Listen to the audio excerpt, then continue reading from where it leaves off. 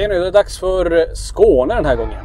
Ja då. Och inte vilket hus som helst utan Glimmingehus nere i Skåne. Och jag menar, det här huset har ingen fått utreda tidigare. Nej. Så det är helt ny, helt outforskad mark. Men det är också det stället vi har fått mest tips om från Skåne. Att hit måste ni åka. Här upplever vi jättemycket saker. Man känner väldigt mycket, väldigt många mediala personer känner mycket här också. Och även de som är på besök här känner av jättemycket och känner av gestalter. Någon som känner på dem, framförallt i en trapp som finns där.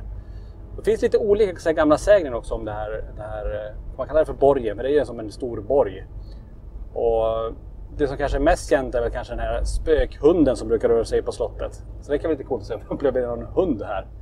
Men sen har vi även de här 3 damerna som är i slottet och runt slottet med de här 1700-talsklänningarna. Det jag tycker sticker ut mycket, det är den här lilla flickan som sägs gå med en blå medeltida klänning som rör sig här i borgen också. Men är hon inne i borgen också eller bara utanför? Både och, ska jag säga. Vissa säger att de kommer upp från de här vallgravarna i dimman. Så det är ju många så här klassiska sägner som finns kring Glimmingehus. Men även sånt som folk berättar nu, som de känner när de är där, att de känner ett stort obehag. De känner att det är någonting där. Så det ska bli jättespännande att för första gången faktiskt få komma dit med instrument, kameror och försöka dokumentera det här. Sen är frågan hur vi lägger upp det, för det är ju en borg med enormt tjocka väggar för det första. Många våningar, mycket att täcka. Vad vi ska fokusera på, vi får ju kolla med han Jan som har hand om Ja, en liten sån här gameplan. Om vi gör så här att vi tar rum för rum för rum. Med maskiner, sen på någon våning kanske vi skiter i maskinerna, vi bara försöker kommunicera och lyssna på byggnaden. Det är ju det bästa egentligen, för då gör vi allt. Istället för då kanske bara hela tiden låta energin gå på instrumentet. Då skulle jag vilja ha dem att vi kan få höra dem. För det här är som du säger, vi är ju där för första gången. Ja. Tänk om det nu vi får se manifestation. Eller det första gången vi hör någon skrika. För att vi kör i spiritboxen så hör vi inte det. Nej. Så det tycker jag vi måste testa. Men Johan, du har ju inte varit, eller har du varit här i Glimminge privat någon gång? Nej, jag har aldrig varit här. Vad hoppas du på ikväll och i natt? Nej, men det är precis som du säger. Det är aldrig någon som varit och fått utreda detta stället. Så att få se en gestalt eller få en beröring som jag fick i lockgruvan eller något sånt, det vore ju väldigt intressant om det kunde hända här. Okej, du vill ha beröring igen då? Det räckte inte med lockgruvans dragning där? Nej, men det känns som att det vore kul om det kunde hända igen. Alltså Johan vill ha det värsta direkt. Han vill ha beröring, han vill bli knuffad. Jag är skitnöjd bara en PRP indikerar på att det är någonting där PNB spelar. Men vad säger Johan? Om du önskar det så kanske det händer, man vet ju inte. Nej, men jag har ju ändå varit med om det tycker jag. Det var kul om det kunde hända igen. Jag kanske har för höga förhoppningar, jag vet inte riktigt. Men vi får se. Ja. Nej, men det är ju så. Du och jag, vi är skitnöjda när vi får de utslagen. Det här är som sagt första gången vi är här. Vi ska se vad energierna vill välja för instrument också. Man har ingen aning. Nej. Ja, men vi får väl se snart. Ingen har ju varit här innan och det här är faktiskt första gången de eventuella energier som finns här kan kommunicera med oss. Och frågan är vad de kan göra när de får komma i kontakt med oss och verktygen. Ja, det kommer bli helt galet här. Men som sagt, det är stort och det blir skithäftigt. Men jag tror vi börjar närma oss nu också. Vi har tur, fortfarande är det sol, men det börjar blåsa lite grann och det ligger regn här i horisonten. Så vi får väl se om vi kan vara utomhus överhuvudtaget. Nej, jag tänkte på det. Det är väl det i så fall. Börjar spöregna. Vi kan inte vara ute med all tekniken som vi har och inte med kameran heller. Så då får vi fokusera i så fall på huvudhuset. Precis, och vi har den här dagen. Det är den enda dagen vi har fått tillgång till det här. Sen är det här öppet för någon annan. Nej. Vi kommer aldrig göra sin utredning här igen. Så vi har den här dagen. Bara hoppas vädergudarna med oss.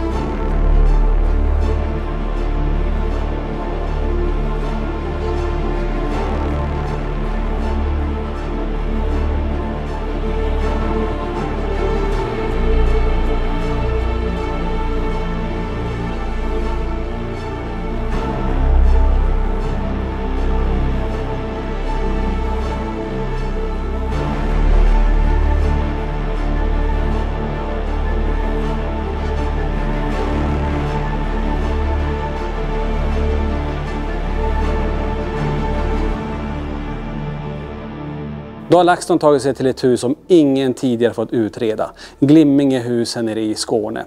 För är någon plats vi har fått flest tips av de som bor här så är det just Glimmingehus. Den här 1400-talsborgen. Här berättar man om att det finns en spökhund som rör sig. En riddare med svärd och rustning där man kan höra klingan svingas i luften. Väldigt många som här har också sett och känt av gestalter som går här. Man känner beröring i trapphus och man ser folk som är i ett rum och försvinner genom en vägg. Det finns också de här gamla sägnerna kring de här 1700-talsklänningarna och de här damerna som går omkring här. Men även den här flickan från medeltid med blå klänning som rör sig utanför borgen men även innanför. Så vi får se vad vi upplever här ikväll. Så följ med oss på den paranormala resa genom Sverige.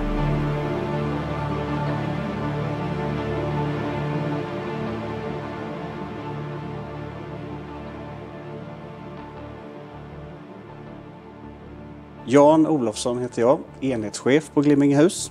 Det är min titel. Jobbar för Riksantikvarieämbetet.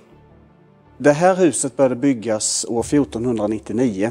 Det finns en inskription ovanför ingången till borgen där man kan läsa det. Där står översatt till nutidssvenska att här la jag, Jens Holgersen, den första stenen i grunden på denna byggnad den 2 maj 1499. Så det är då man inleder bygget. Och Jens Holgersen, det var ju då den riddare som lät bygga Glimmingehus och som bodde här med sin familj från tid till annan åtminstone.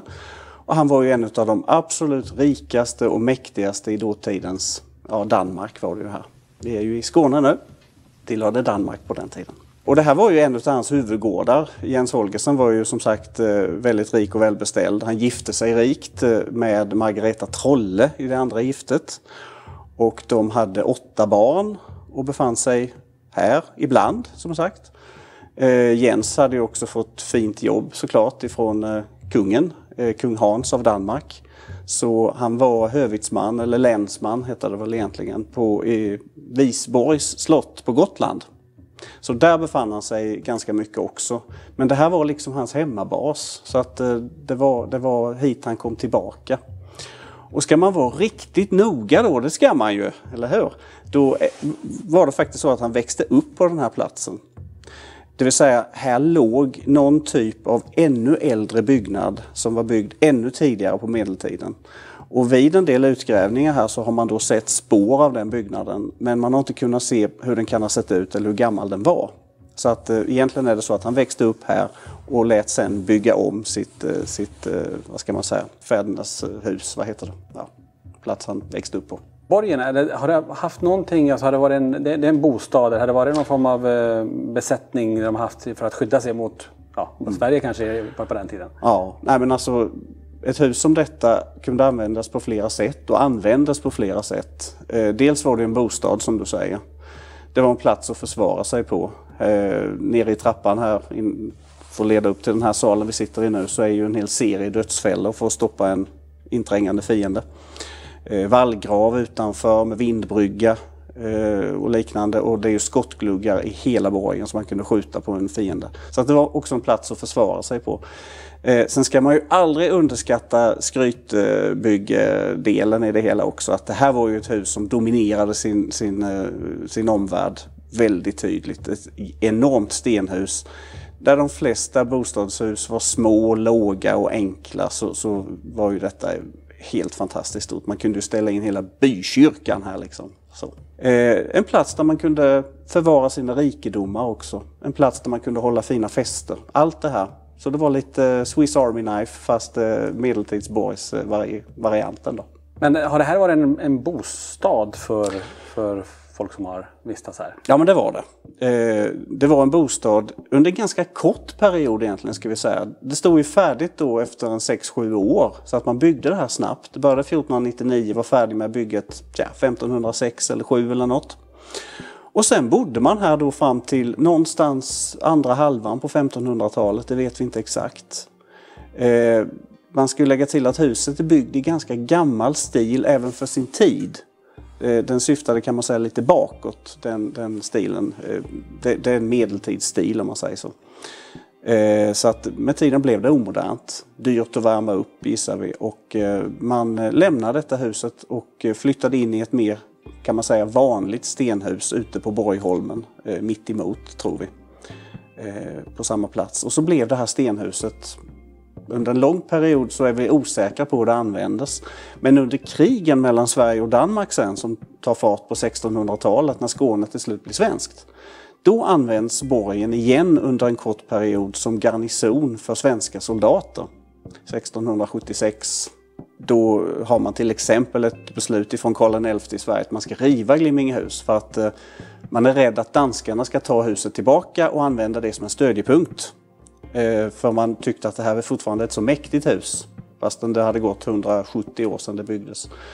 Så det skulle förstöras. Men av olika anledningar så klarade sig huset.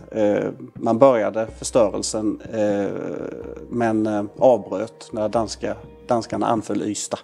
Då blev svenskarna rädda och stack härifrån. Så då blev det kvar som tur är.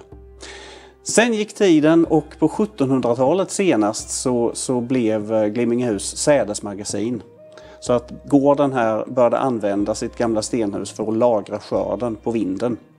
Och det är ju ett jättebra öde för ett gammalt hus.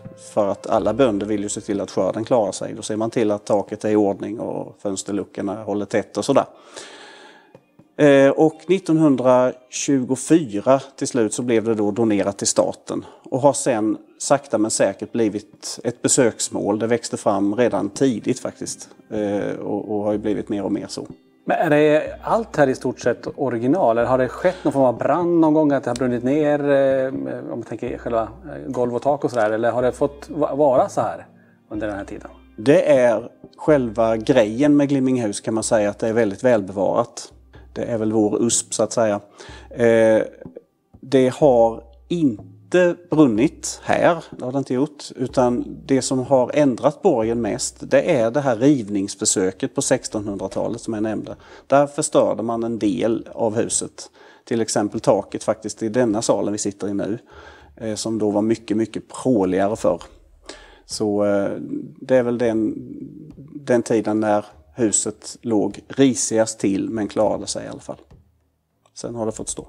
Vet du varför man byggde huset just här? Var det en bra position ur en borgssynpunkt att ha en ståndpunkt kanske? Eller vet du någon anledning till varför den lades just här? Jag kan inte svara exakt, det vet vi ju inte. Men det var nog en ganska bra miljö att bygga. Det finns en del lite våtare markområden runt omkring som gjorde att det låg lite skyddat.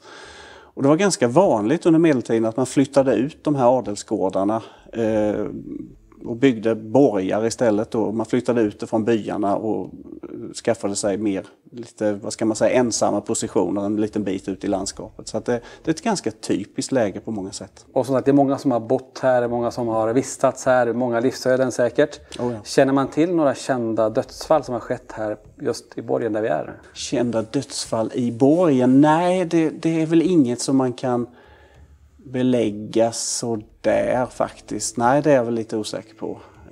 Men det har ju säkert funnits många, skulle man ju säga.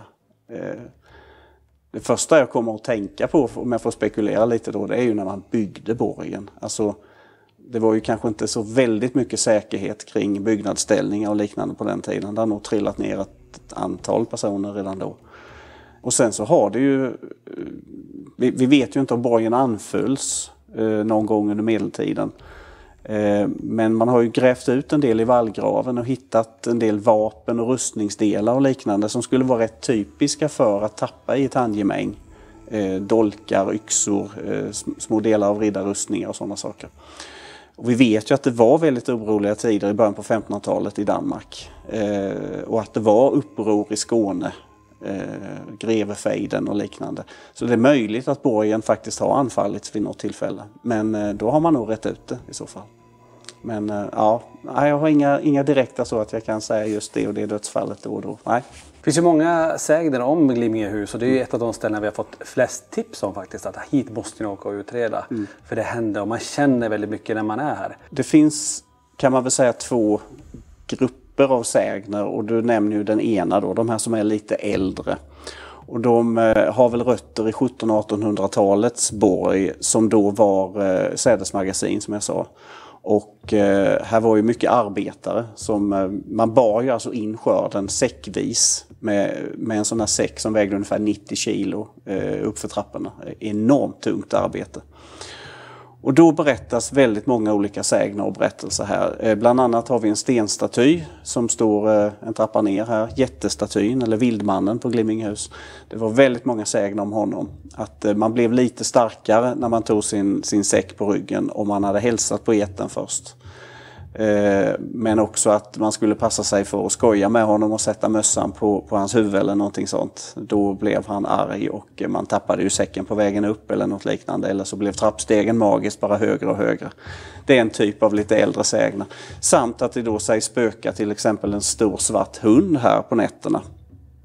Och den har ju rapporterats in på 1900-talet av borgvakten då som gick ronder på nätterna och stötte på den här svarta hunden. Både här ute på borggården och på markerna intill och i dammarna eller vid dammarna som ligger en liten bit härifrån. Så att han har rört sig här.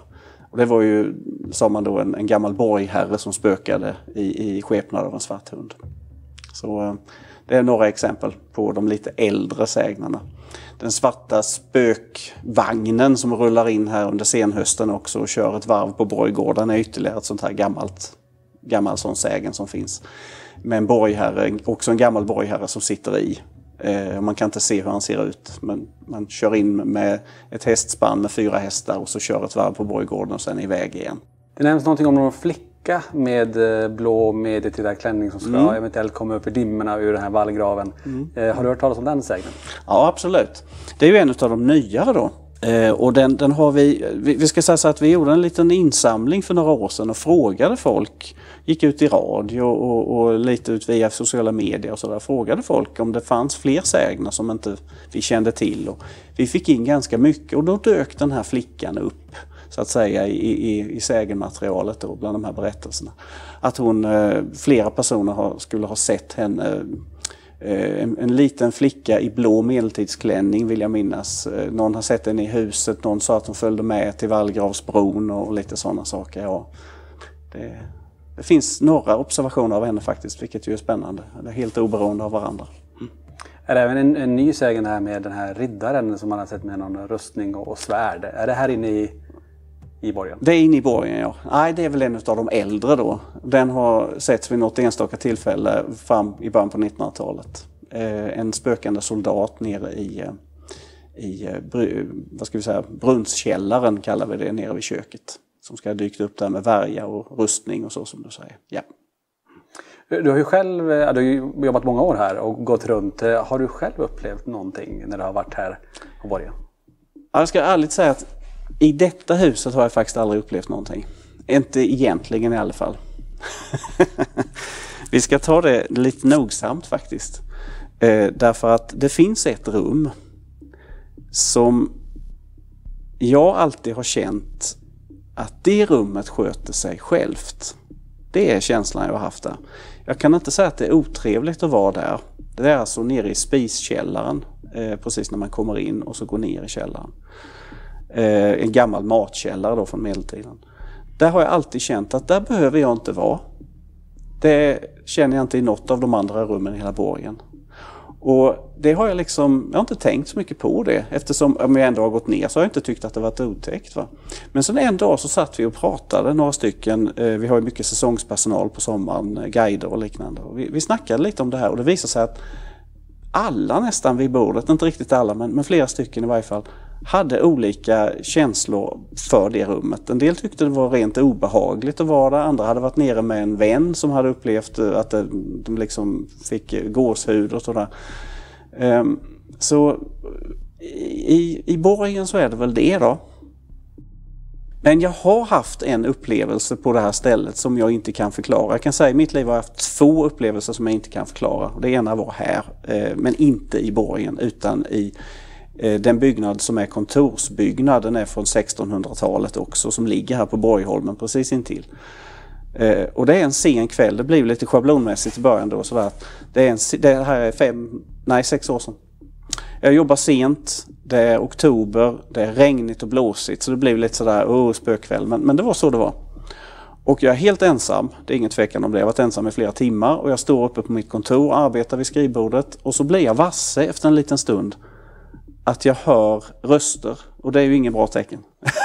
Nej, men jag hör alltså ett samtal underifrån. Under kontoret så är det en stor samlingssal, Stekarhuset, där vi kan ha olika aktiviteter och sådär. Och det jag hör är någon typ av lågmält samtal mellan 2 eller 3 personer. Inte att det går upp och ner, att det kommer skratt och tonhöjningar liksom sådär som det gör i ett naturligt samtal, utan nästan lite mumlande. Det hör jag. Och jag liksom blir vassade och kommer på att började det nu eller har det här pågått en stund? Jag liksom bara kommer på att jag hör det. Och så tänker jag måste ju gå ner och kolla. Jag vet ju att ingen radio står på, jag vet att det inte är folk, dörren är ju låst ut och så. Men jag går ner, jag låser upp och tittar ut, finns ingen på borggården, det är ruggigt och mörkt. Och så går jag in då i Stekarhuset och där hör jag ju ingenting och det känns som vanligt. Så jag går upp och jobbar en liten stund till och hör inget mer och sen åker jag hem lite senare. Den upplevelsen kan jag inte förklara. Och känslan jag fick när jag hörde det var, nu händer det mig. Det var vad jag tänkte. Nu var det min tur. Här har så många upplevt så mycket under så lång tid. Nu får jag också göra det. Är det någonting, jag tänkte säga, gäster eller besökare som har varit här? Har de någon gång kommit fram till dig och berättat om att men vad märkligt, det här upplevde jag eller det här såg jag in i borgen eller vad? Har du fått till dig någon sådana berättelser? Ja, absolut. Det får vi några åtminstone. Alla vågar kanske inte berätta och sådär, men nästan varje år kommer det någonting sånt. Att man har hört saker, man har känt beröring, att man har sett någonting. När vi går upp en våning upp på skytteloftet ovanför oss här så är det ju ett ställe där man har hört, dels har hört steg där uppe ifrån denna salen där vi sitter nu, som man har hört steg där uppe. Man har sett en svart skugga som har rört sig där. Olika personer helt oberoende av varandra, den ena personal för flera år sedan och den andra en besökande skolflicka, har känt beröring i trappan upp till skytteloftet. Man har sett en skepnad komma ner för den trappan. Det är väl ett sådant här riktigt spännande ställe, får jag säga. Ja, så att det kommer ofta in sådana berättelser. Är det något annat utredningsteam som har varit här och gör det vi ska göra här ikväll? Nej, det är det inte. Ni är det första och enda paranormala utredningsteamet som har varit här. Dels så ingår det ju kanske inte reguljärt i vårt uppdrag att arbeta på det här sättet från vår sida. Vi jobbar ju mest med historieförmedling, men vi har ett undantag denna gången. Det ska bli väldigt spännande att se vad det kan bli för resultat.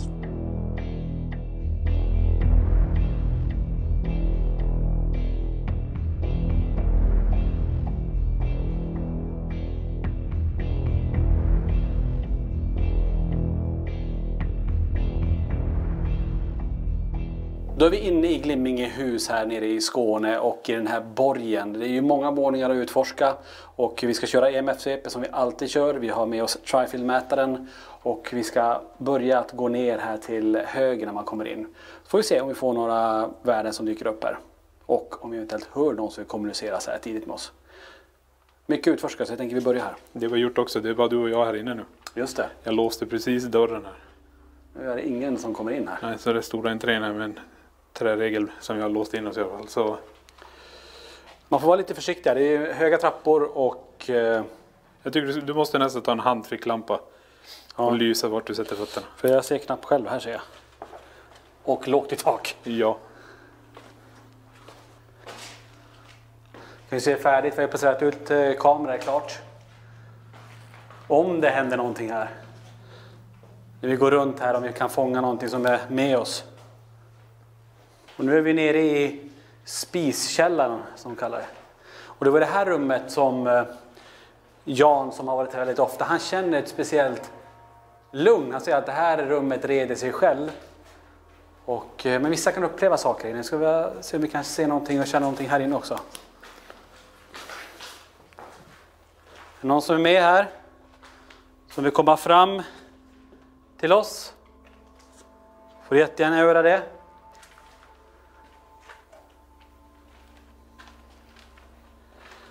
Väldigt ojämnt golv så vi får ha lite lampanäcken när vi går här. Ja. Så vi inte skadar oss här.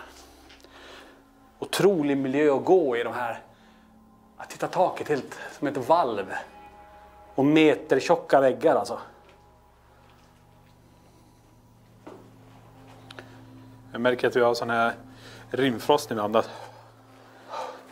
Ser du hur lampan är? Ja, där ser vi. Men det är märkligt, det är inte så kallt ändå. Nej. Men ingenting här inne. Det är lite vind i micken här igenom. Får se, stanna upp. Ja, det har din puff på. Vänta, vad fan hände där? Ja, det är du. Eller? Eller? Vad hände där? Såg du? Nej. Det gick upp på 4-5. Precis här i öppningen gick det upp till 4-5 så att någonting passerade. Det var väldigt kraftigt. Okej. Coolt. In till spikällan. Det bekräftar i så fall kanske det han själv känner att det är någonting här nere.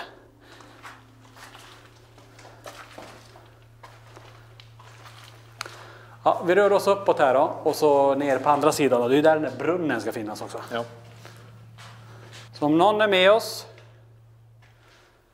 kom gärna fram till mig här. Kom bara fram till mätaren här i så fall. Eller mätaren, det jag håller i handen. Här kommer vi in till den här. Där brunnen är.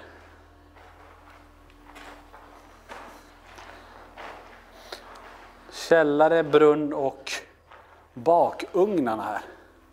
Det ser man nästan här också vilka enormt stora ugnar om det nu var här man var.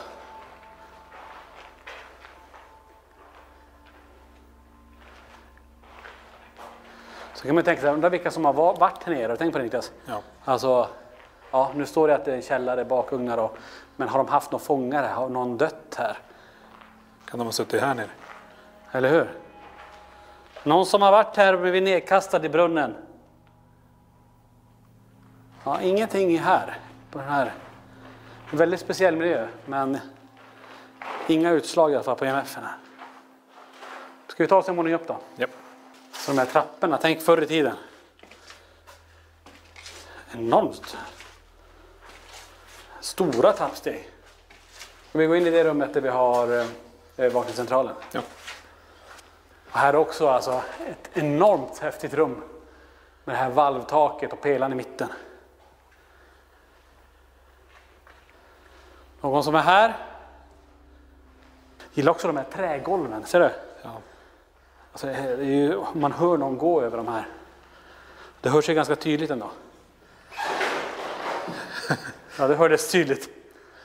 Vad står det här? Borgstugan. Men inga EMF här heller. Inga EMF alls. Ja. Och vi har ju centralen här. Vi har satt, för det enda strömkällan vi har det är typ här. En kabel. Har vi något ström som läcker ut från den? Kolla. Ja, marginellt. Gå upp till 0,1 eller 1. Sen slutar det. Ja. Och den kabeln går ut genom väggen där och ut genom fönstret. Ja. Det är det enda sättet att få ström i byggnaden. Och en till kabel högst upp vad jag vet. Precis. Får vi hälsa på honom. Förstugan av Vildmannen. Hallå Vildmannen. Hej Vildmannen.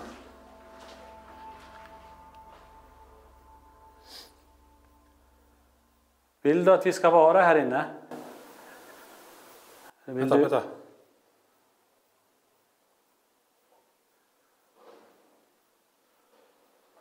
tyckte jag hörde någon prata. Alltså? Om Vildmannen inte vill att vi ska vara här, kan du gå upp på den här mätaren då? Det håller i handen. Kan du gå nära den i så fall? Ingen respons. Nej, det var coolt. Det lät som flera stycken pratade. Bakom dig eller? Ja, någonstans här. Jag har hörlurar på mig så för mig blir det att jag hör ju allting som vi säger. Och du går ju du står precis och pratar med vad är det där? Vildmannen. Med Vildmannen. Du står och pratar med Vildmannen. Och då hör jag rösten när du står bredvid honom. Jag tänker på det. Det påminner lite grann om det Jan sa också, att han hörde det här mumlet. Men det var ju i byggnaden jämte. Ja. Var det typ sånt du hörde? Ja, det var folk på avstånd tyckte jag. Ja, det är ingen här inne kan vi ju säga. Ja. Herregemaket. Jens Holgersen. Jens Holgersen, du var ju viktig för den här borgen. Det var du som upprättade den. Finns du här med oss?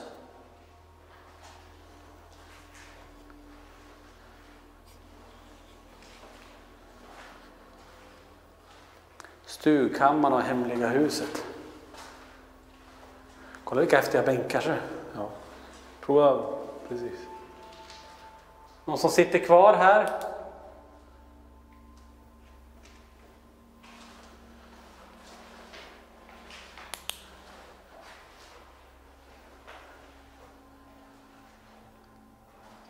Borgherrens klädkammare.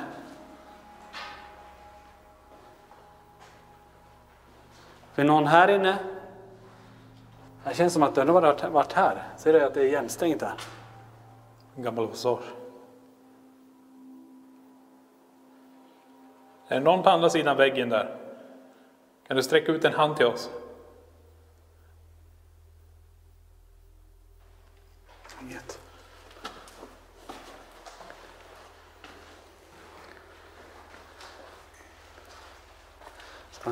Tänk vad vi är så här, en medeltida borg. Ja. Slutet 1400-1500-tal. Vi är de första som är här och får göra det här. Otroligt ärofyllt också att få göra det här som första team och få gå i de här helt själv här på borgen. Här är också ett litet rum, jag vet inte ens vad det är här. Fattar du hur mycket som är original här? Verkligen. Här är en brunn rakt ner. Du funderar om du är på toaletten. Om det här var toaletten här på borgen, kan du komma hit till mig i så fall?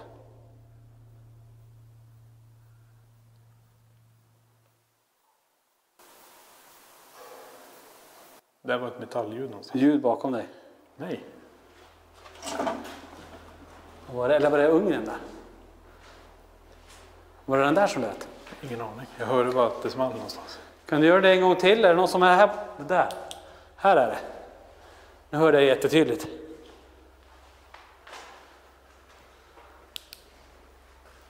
Kan du göra det en gång till?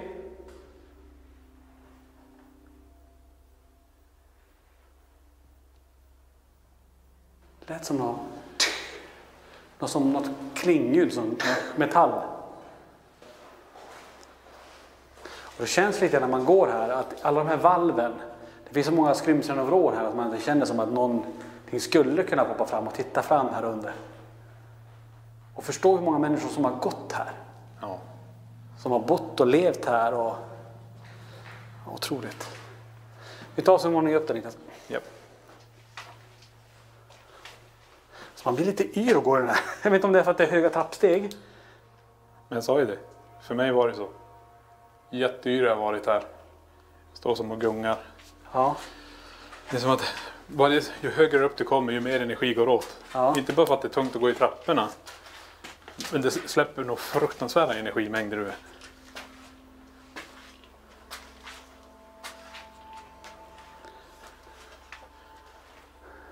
Det här är en ganska stor öppen sal. Bara komma fram till mig här.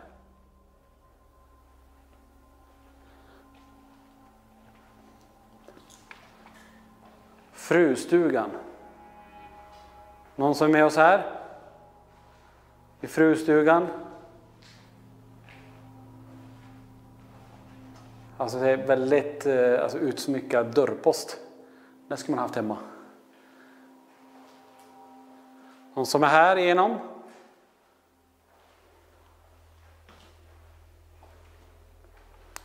Kommer nu in då. Stugkammaren. Någon som är här i stugkammaren? Du, kolla vilken kista bakom dig. Ja. Wow. Jag ser inga årtal på den där, men den där är gammal. Det står ju någonting där uppe. Jag ser inte På riktigt. sidan där. Svårt att tyda vad det står för någonting. Men... Eller B. Någonting. Har du haft den här kistan? Har det här varit din? Och är du kvar här i så fall, vid det här föremålet, kan du gå fram till min hand här i så fall.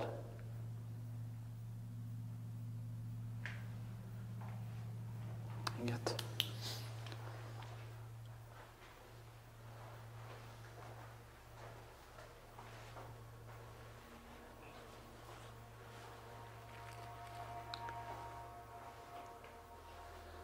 Ja, vi lämnar det här rummet också då. Det var ju schysst. Det här ser ut som en religiös sal. Eller hur? Det här och så är det Jungfru Maria där borta. Kolla Tony, tror jag. Eller? Det kanske har fel. Ja, någon där är som sitter. Frustugan. Ja, Maria på månskär och Kristus på korset, ja. Ja, just det. Det här är ju coolt om man kan se andra gamla målningar som skiner igenom. Här borta är det också någonting.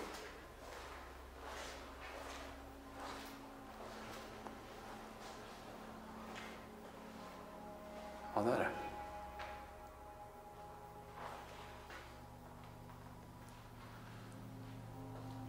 Man börjar få lite så här känslan av iakttagelse. Ja. Vet man, som att det är... Det där såg ut som 2 ögon. Kan du dra bort det där för att bara se? Var det en reflektion?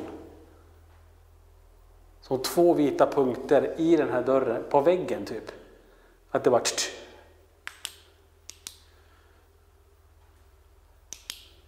Det var intressant. Måste bara kolla om det. Är det någon som är här inne? Någon som är här inne? Såg jag dig precis här? Fast det var som vita ögon, så här 2 prickar bara.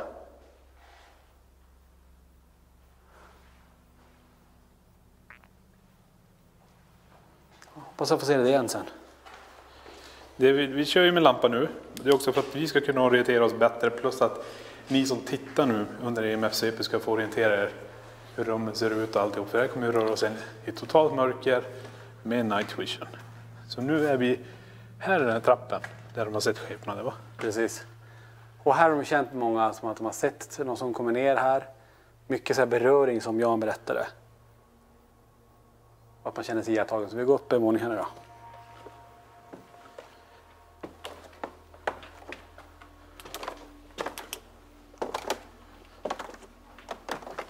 Har vi med oss någon här? Du som brukar visa dig här på den här våningen.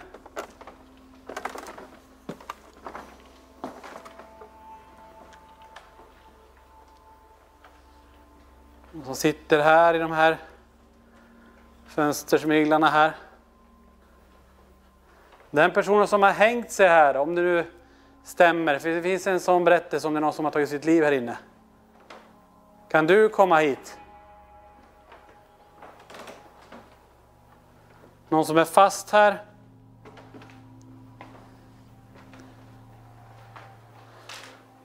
Nej, det verkar som att det är också ganska lugnt på den här våningen. Men vi tar den sista, det är vinden här uppe. Och här hör man vinden slår mot byggnaden. För nu börjar vi komma ganska högt upp. Kan vi se det? Nu är vi på en plats där att vinden, här kommer ju inte allmänheten upp. De släpper inte upp vilka som helst här. Vi har ju fått lite dispens nu ikväll då. Så här är det inte många som har varit från allmänheten. Nej. Någonting som är kvar här. Någon som vill kommunicera med oss här.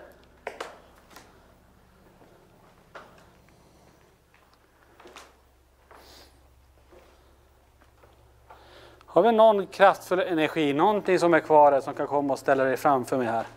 Så kommer vi att se det i så fall. Då är vi färdiga med EMF-svepet här i Glimmingehus och man kan säga att det var ganska lugnt på alla våningar. Det är ju ett ställe som sticker ut och det är längst ner där Jan pratar också om att man känner en viss känsla i det här rummet. Att det här rummet reder sig själv som man uttryckte det. Och i den här dörrpassagen där fick vi någon form av utslag just på Trifield-mätaren. Så det var lite intressant. Men det är bra, då har vi säkrat byggnaden. Vi vet om att det finns ingenting av naturlig orsak i alla fall just nu. Så händer det mer på mätarna ikväll, ja då är det faktiskt någonting annat. Så då är det dags att köra igång första sessionen. Då är vi inne i Glimmingehus, EMF-svepet avklarat, så nu är det dags att börja utreda den här borgen. Och det här har vi sett fram emot länge. Vi är ju som sagt på bottenvåningen. Du, nu såg jag 2 ögon. Såg du det? Ja, de var där uppe. Ja, vi Shit, såg vilka ju rysningar. innan, vi såg ju innan 2 prickar typ. Eller var Men det det är vita mest- prickar? Ja, men de stod här. Precis här. Ja, häftigt. Vi får se om det händer någonting mer. Men det börjar ju intressant. Under EMS-svepet tyckte jag såg 2 Shit, vad vita rysigt. ögon. Och du nu precis bakom mig. Men jag tänker vi går in här nere. Det var här när brunnen var. Bagarstugan tror jag de kallar det för. Ja, precis. Så vi tar med en hel del utrustning och så testar vi körsessioner här nere. Vet du vad jag får för känsla? Nej. Alltså det är någon som går med oss och kollar vad vi håller på med. För att om jag tänker efter, det är en trapp, sen går det ner och det var som att någon stod precis bakom det. Och det är det som hände där uppe också. Ja, Vi gick ju in och började ställa lite frågor och så vänder du dig om i det här rummet. Och så, om du är här, du höll på med kistan. just det. Och när du vänder dig om så ser du dem. Och Det här är skithäftigt. Det här är något nytt i fenomen. Vi har inte sett på det här. Nej, inte de här vita. Jag såg ju så vita, 2 vita prickar. Ja, det var det jag såg. De var precis här. Som att någon... Ja, häftigt. Ja. Ja, jag hoppas att det händer några fler gånger. Och som sagt, vi har många våningar att utreda så att vi behöver komma igång då. Ja, Vi går ner först. Och jag vet inte Johan, du behöver mer extra elljus. Då får du sätta på själv om du vill sen då. ja precis. Det kommer nog behövas när vi kommer ner. Okej, vi placerar ut en rörelsedäckare och den här är den som säger hello welcome ifall någonting kommer in. Och jag tänker vi sätter den här i trappen där du såg Niklas med ögonen. Ja. Så du aktiverar den precis bakom här. Så om någonting kommer in här då så...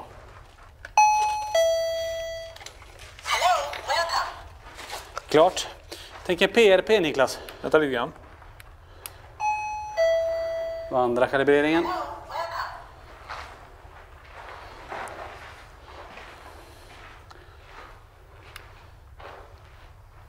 Sätt det här borta. PRP:n här. Sätt ut i alla hörn nästan tänker jag. Sätt periskopen här.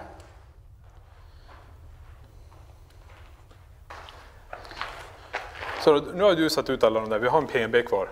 Vad tror du om vi sätter dem? För att, tänk så här om folk var här och de tittar ut genom fönstren här. Ja. Eller om det är skytte. Men jag tänkte om vi ställer den precis uppåt så. En av dem i en fönster. så. Ja, testa det.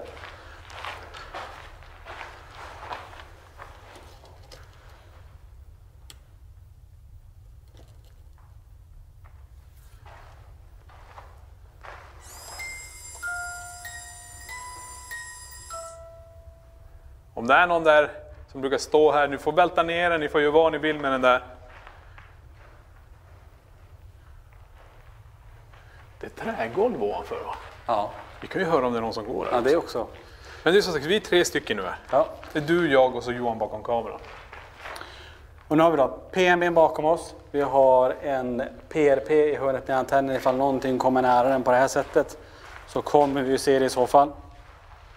Och höra det. Och längst ner så har vi en periscope som går på statiska fält ifall det dyker upp. Och där vi såg de här ögonen, där Niklas såg de här ögonen precis i dörrposten i trappen, där har vi en rörelsedäckare också. Precis. Den här flickan som sägs vandra runt borgen här med den här blå medeltida klänningen. Kan du komma in här? Så vi får se dig. Det vi hör också, det är ju vinden som slår lite grann mot presenningar och sånt där. Så vi vet att det ljudet finns där ute. Men det kommer också avta ju längre upp i borgen vi kommer. Vet du vad jag ska göra? Nej. Det är fel fönster.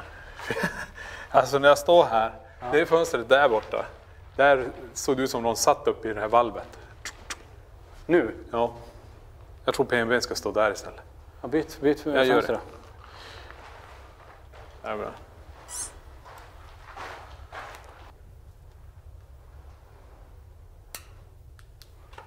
Precis där kändes det som att det var någon som Okej, satt. vi ser då.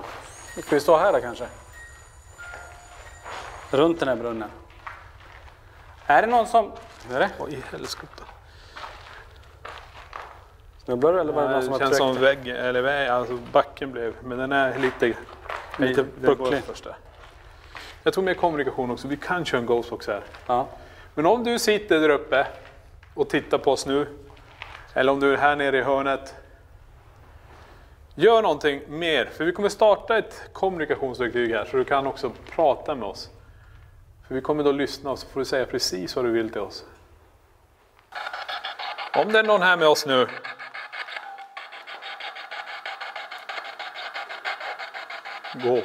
Gå. Man. Hör du det här bruset?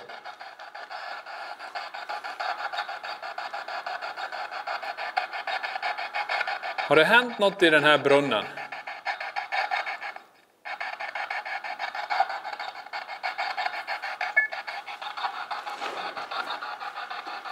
Hörde du? Det där var inte vinden. Nej, det är sån dink. Nej, där. Och något som drogs i sanden här. Så här lät det. Alltså inte så högt. Så där.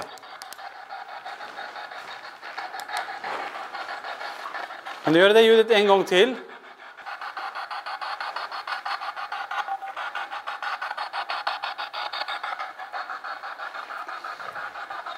Om du vill att vi ska gå ut härifrån, då vill jag att du ska göra ett lite mer kraftigare tecken. Att vi ska lämna den här köksdelen. Vi ska gå ut från... Hör du det där? Vad är det där? Ryser. Jag vet inte varför jag ryser. Men alltså jag dras ditåt. Ja, jag vet. Men det var det. Det var precis det jag sa. När jag stod och tittade rakt upp där. Ja. Då såg du som någon satt på huk, du vet så här. Och väntade och tittade bara där uppifrån. Har vi något barn som är? För det känns som, jag vet inte varför. Kolla, bakom Johan. Har vi något barn? Precis. Jag kände av att det var någonting här. Jag ryser också nu här innan. Du sa det Niklas innan att man dras ditåt. Det känns som att det är någon som sitter på huk och väntar på oss. Om det är ett barn här, kan du vandra runt? Så här ja, då är det ett barn som är här. Kan du gå mot Johan? Gå mot kameran om du är här. Mot det här ljuset som lyser väldigt skarpt. Gå mot ljuset. Någonting fick lampan där att dimma ner också. Den räcklampan? Ja, framför kameran, displayen där borta. Det här är ju ganska intressant. Vi har alltså Periscope, den har stått still ett tag igen nu. Och det är det som är ganska intressant. Vart kommer det ta vägen? För någonting dimmade ut, eller fick displayen där att bli mörk och komma tillbaka. Och displayen, alltså en till kamera vi har här borta. Ja, precis.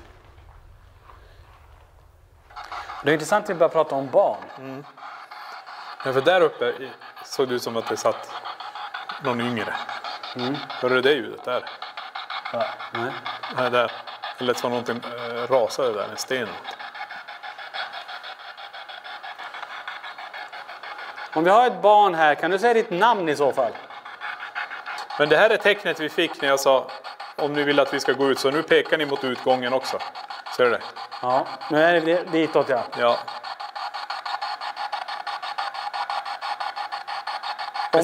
Ja. Jag tänker så här. Om ni nu kan manipulera det där, kan ni också säga då starkt till oss här att vi ska gå ut härifrån? För här jobbar man.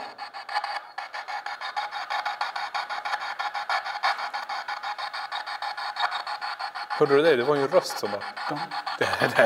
Det var ju en röst av en kvinna som sa någonting.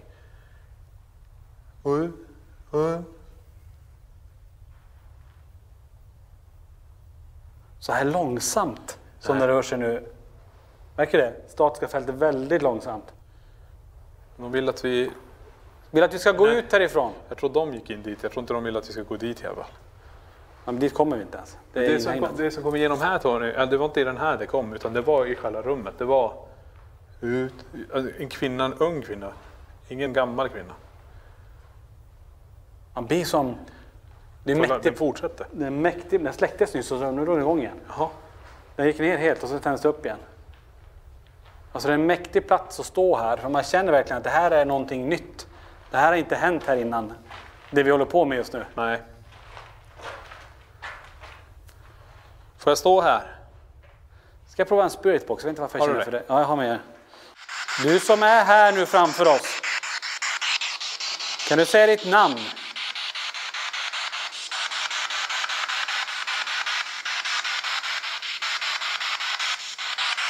Är du fast i den här borgen?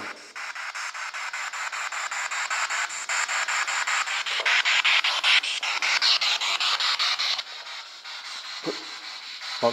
Det är så. Jag hörde det jättetydligt bakom mig. Du får ta den här som låter.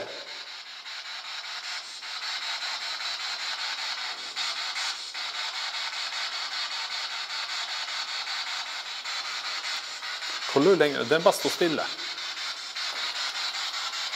Ska vi längre fram? Nej, men så att den står still. Det händer ingenting. Vi går mot Johan, kameramannen.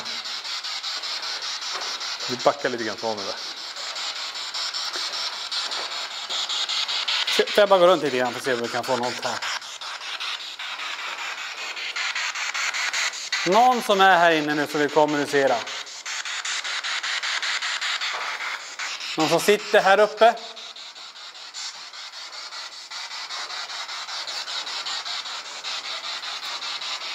Är det någon som är rakt framför mig?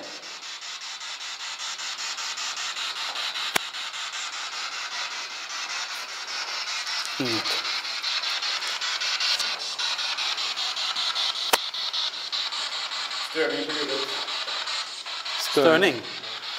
Det är ju intressant. Ja, det är intressant. Då.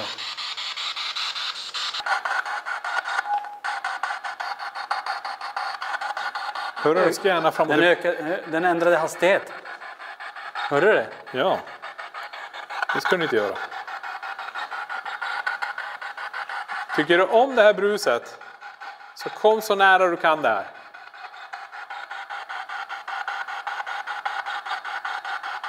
Okej, vi gör så här. Nu släcker vi det här. För det är det som är så här, de ljudfenomenen som finns runt omkring oss. De är ju väldigt, väldigt höga. Ja. Och nu gick det runt. Nu börjar de vandra där igen.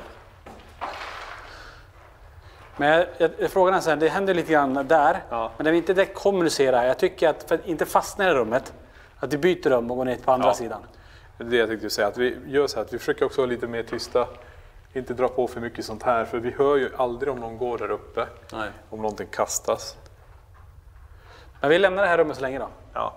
Vi går ner nu. Vi kom in här, gick vi direkt till vänster. Det hände allt det här med periskopen. Jag tänker vi går nu direkt ner till höger. Och det var här vi hade faktiskt en liten EMF-förhöjning i alla fall i dörrposten där. Så vi testar där nere. Här blåser det ännu mer faktiskt. Men så vi placerar ut även här då, tänker jag. PRP, periscopes. Vi tar PMB. Vi provar att kommunicera. Det var ju här i den här dörrposten som vi fick det här EMF-förhöjningen. Ja, just det. Nu ska jag sätta den bara så här till att börja med. Nej, nu blåser det extremt mycket varje mikrofon. Så är ni medvetna med. Ja, vi får ha ryggen mot så mycket det bara går. Här släpps det verkligen in vind rakt igenom. Sätter den där. Sätter en periskop på trappen här då. Här hör man hur det blåser ut. Det är helt galet vad det börjar blåsa. Jag fattar vad det är för att stå ut det här huset med. Ja. Har vi en PMB också? Kan vi sätta den någonstans?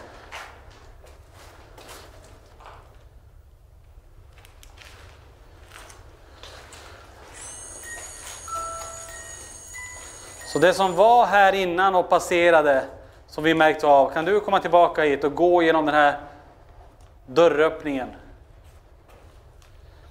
Jag kör en liten spiritbox här också. För här har vi inget trägolv. Någon som är med oss här?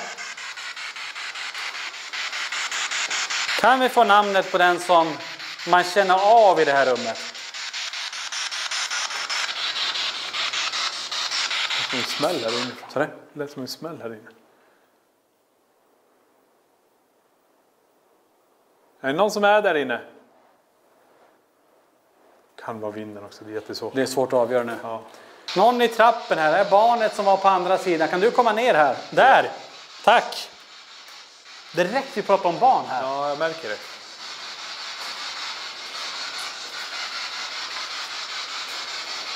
Kan du säga vad du heter? Du behöver inte vara rädd för oss här.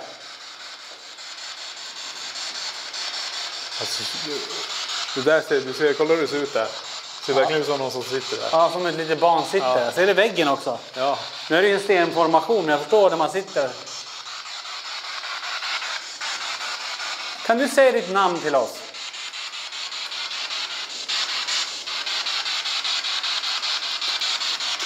Om du är ett litet barn här, om jag sätter mig ner, kan du komma fram till mig? Jag drar igång avlösningstornet också. Ja. Du behöver inte alls vara rädd för mig eller för någon av oss här. Vi är här bara för att se ifall du vill kommunicera med oss. Precis, kom hit bara.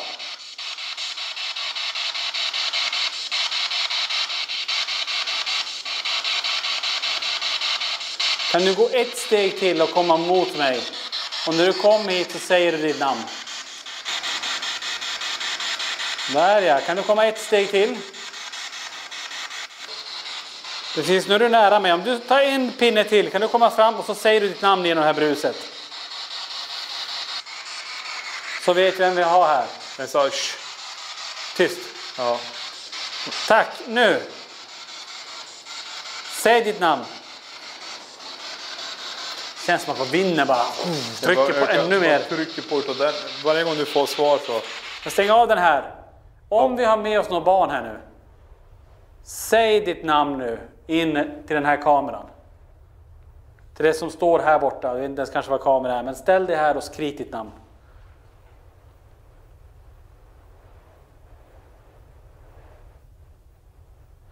Du verkar ju vara nyfiken på oss i och med att du följer med från förra rummet till det här rummet.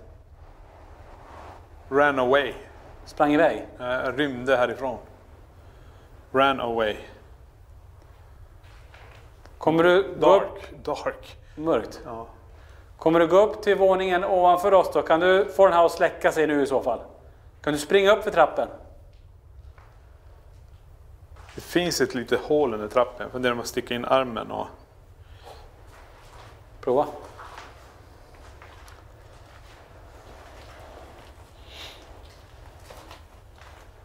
Är det någon som är här inne?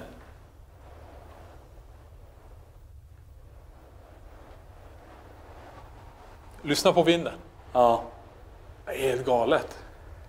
Så fort vi ställer en fråga så ökar vinden hela tiden. Ja, och det ser ravin. Ravin? Ja, det enda vi har här ute, vi kan inte gå ut nu för det spöregnar och blåser. Men vi har ju den här graven. Ja. Skytte, eller vad heter det? Vallgraven. Vi har ju den vallgraven runt omkring oss. Det är så här ravin jag stoppade in armen här.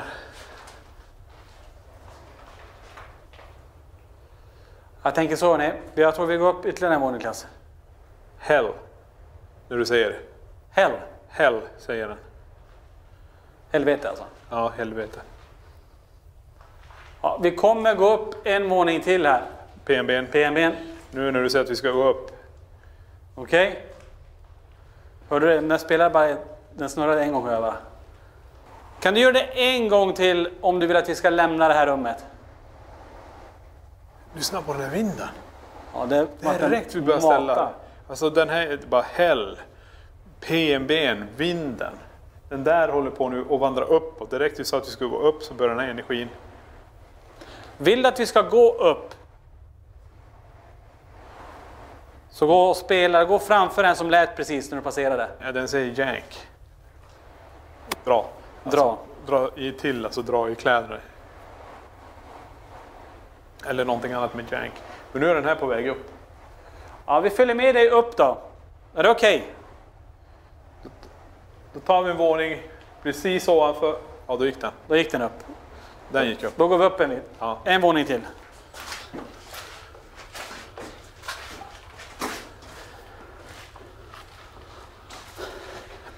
Då är vi uppe på andra våningen. Det här har våran central, borrstugan. Här har vi ju trägolv. Så jag tänker, här provar vi en Spirit Vibes och lägger ut. Ja. Om vi kan få något som rör sig och gå över det här trägolvet. Vi testar även en flux. Ska vi sätta här på pelan. Vänta. Hörde ni det? Fast det var knackningar. Ja. Kan du göra det en gång till?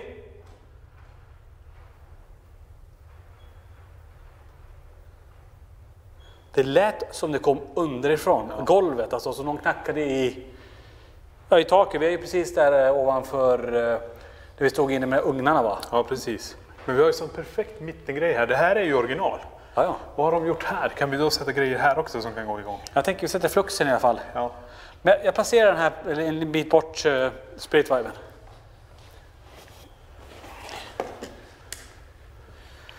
Och den här då funkar ju så.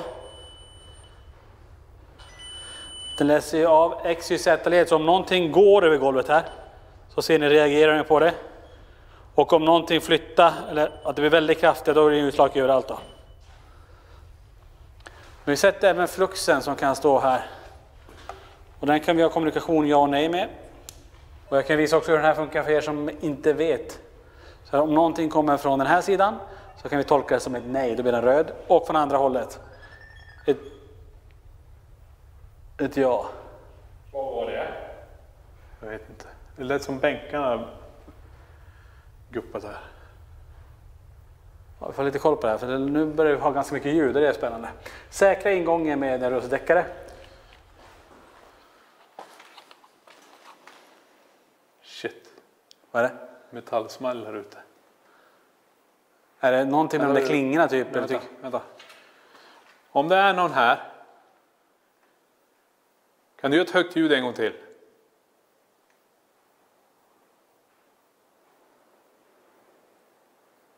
Flytta på någonting.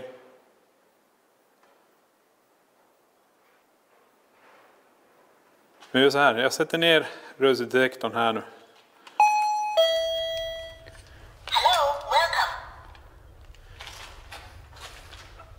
Så vi ser om det är någon som tar sig in till oss här. Tänker vi sätter även en PRP här på den här.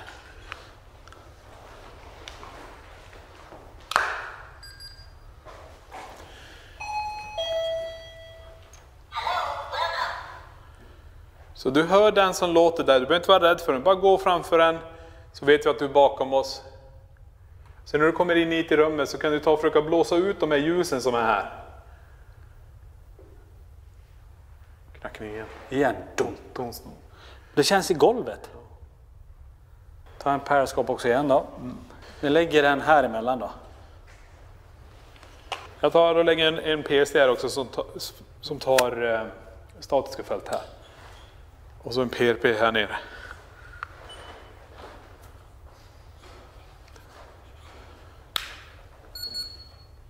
Så om ni går förbi här också, låter det bara så här. Ni kan röra den, det är ingen fara. Där, direkt. Tack.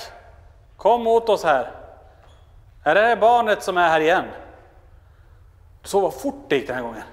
Den gick väldigt fort jämfört med... Så det var som att jag kanske gick in i någon energi som sitter här. Jag provar en spiritbox här uppe då. Gör det.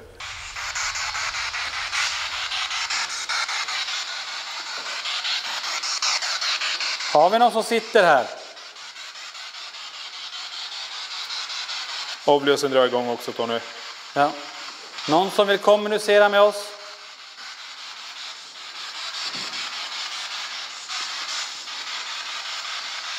Above. Ovanför. Ovanför? Ja. Vi kommer sen dit, men du får komma ner först.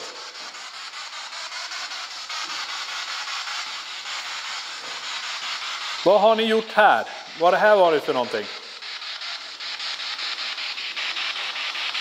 Stänger den här slängen.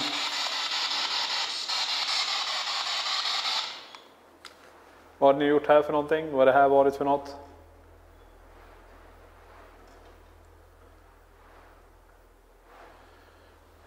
Det här var intressant. Har vi något barn med oss här inne? Du som är med på bottenvåningen, kan du komma upp hit? Vill du leka med oss här? Spring över golvet, kasta någonting här. Få ta och känna på någon av vad det händer. Du vet när jag satte handen på det här. Ja. Vibrerade det till. Som om någon drog, du vet. Någon rörde någonting annat. Men just det här ska ju inte flytta. Nej. Det är ju jättesoligt det där. Det är ju stenpelare. Nu ska vi göra så. Ska vi lägga upp Spirit Vibes här och kolla. Ja, testa oss här.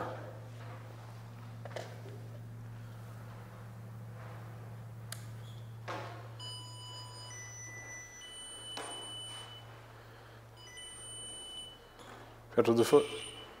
Wow! Såg du det? Gå en gång till, det var ju inte du det där. Ja, men den är ju fastgjuten. Ja, jag menar det, men det var bara det där. Såg du finns inte- spiken som kom? Det var det jag sa. När jag satte handen på den, det är som att jag kände som att det var jag som flyttade på den. Jag ska prova igen. Det går ju inte. Du måste alltså, det där var ju typ av någon... Det var ju helt sjukt. Mer var det. Nej, Typ. för det var det när jag satte handen på den tänkte jag shit vad löst den är. Att den så här. Och då tänkte jag nej men det kanske att någonting... Det går inte. Nej, vad var det där? Kan du göra det en gång till? Nu känns det inte som att det är någon barn längre här. Nej. Nu känns det som att det är någon annan här. Det känns som att det är Känns. Nu är det svårt att säga det, men... Det är när man får de här träffarna av rysningarna, du vet. Ja. Då känns det som att det är så... Men förstå hur kraftfullt det där måste... Det som var här, eller det som kanske är här, för att kunna göra det som den precis gjorde, så behövs det ju kunna flytta. Det är en ganska kraftfull energi. Så här gjorde de. Typ, för att den skrek ju på alla. Vi ska backa lite från den där då. Se vad de gör. För det är det som var så jävla galet. För jag tänkte, shit, är den löst den där? Boy. Pojke. Man. Orakel. Okej. Har de gjort i det här rummet? Finns den här soldaten, riddaren kvar här? Kan du komma? Take boy. Ta pojken. Vem är det? Någon av oss du ska ta? Eller röra? Så Johan? Störning när vi pratar om det. Håll den här. Då ska jag ta fram ett instrument.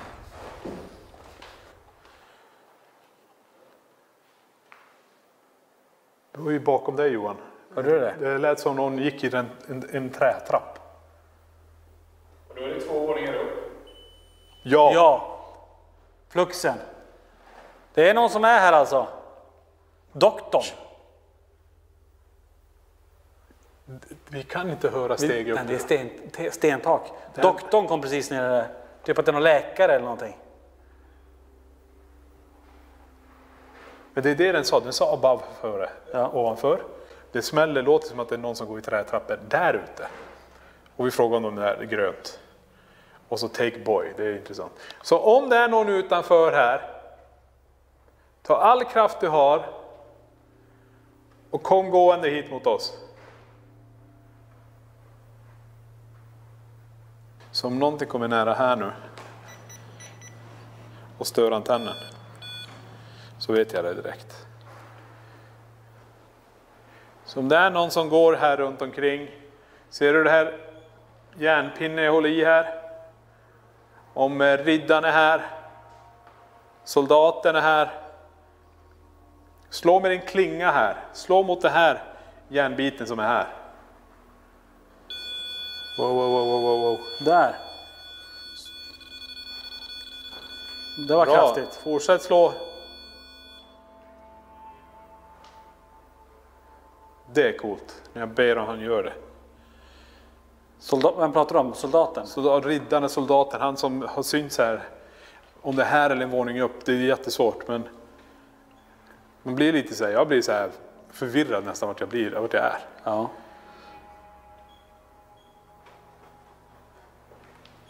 Det som jag tycker är intressant, det kommer, det går. Ja. Och det är det här, vi är på det här stället för första gången och gör det. Vi testar allting nu. Vi låter energin att testa allt. Hittills har de nästan gått loss på allt vi har. Ja. Det är ju jättehäftigt.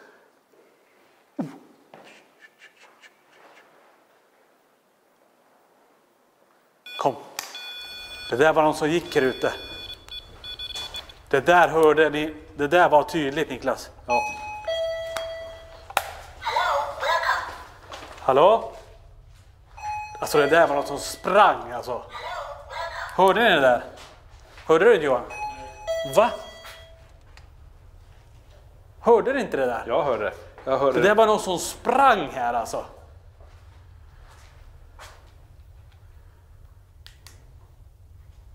Men det lät som att det var på ett trägolv. Ja. Det finns inga trägolv här. Nej, det är en våning upp. Men det går inte att höra det. Det går inte att höra det.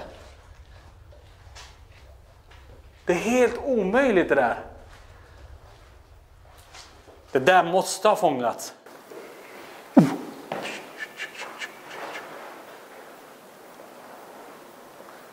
Det där var så jäkla... Det var som att någon sprang på ett trägolv, Niklas. Jag vet. Jag kollade direkt ner på ytterdörren ifall det är någon som har tagit och sparkat in dörren. Men den är stängd fortfarande. Kolla här. Hit, ingen kommer ju in här. Det är ju bara den här vägen in. Vi har ju kilat fast den där. Men det var som att någon sprang. Har det fångats så har det fångats. Jag menar det. Jag hoppas verkligen inte har fångats. För det är skithäftigt. Alltihop det här. Och så vi har periskopen igång här. Men du, vänta nu. Om du säger att du hörde det där ute. Ja. Tänk om det var någon som sprang härifrån. Här är det ju trägolv. Förstår du? Ja, kanske.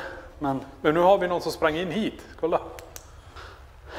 alltså galet. Det här rummet var ju väldigt intressant ändå. Och du som är stegen sticker ut. Men jag tänker, nu har du lugnat ner sig på mätarna.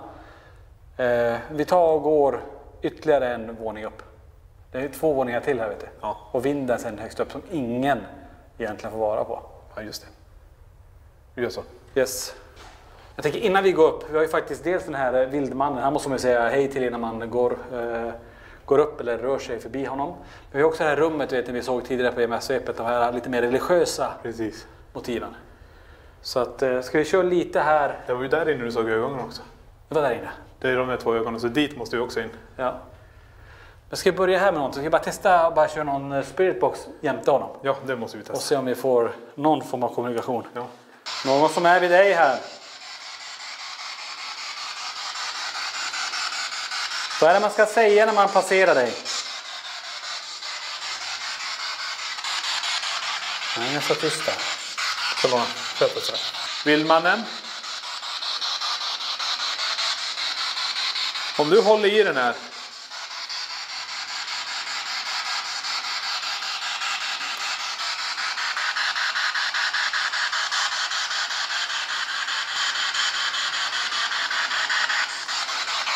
Om jag gör så här då.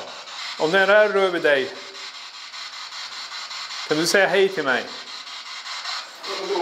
Wow, hej sa den också samtidigt. Hörde du? Jag ska fan med. Här, där. Den sa hej och så drogs Johan i tröjan. Här drog de.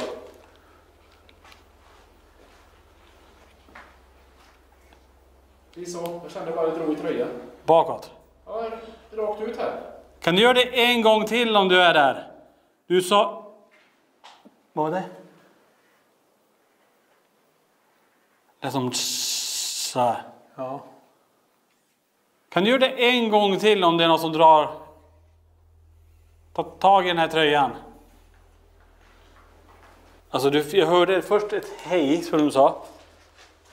Det var som typ ett hej först. Ska vi testa? Det här var ganska intressant. Jag vet inte. Men jag sätter den mot Johan nu den här. Ja, har ju åtanke att Johan blockerar upp hela gången där de gick upp till exempel när de hade vete och sånt där. Var det vete de hade, Tony?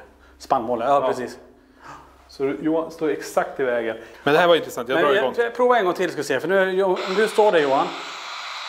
Du som drog Johan där i tröjan, kan du göra det en gång till? Han som står där ska inte stå i vägen. Jesus Christ. De knackade på rutan stenhårt när jag satte den här mot han. Men varje gång jag lägger den här mot han. Det är så, det här är en laddad... någonting är med det här föremålet, för man ryser när man står här nu.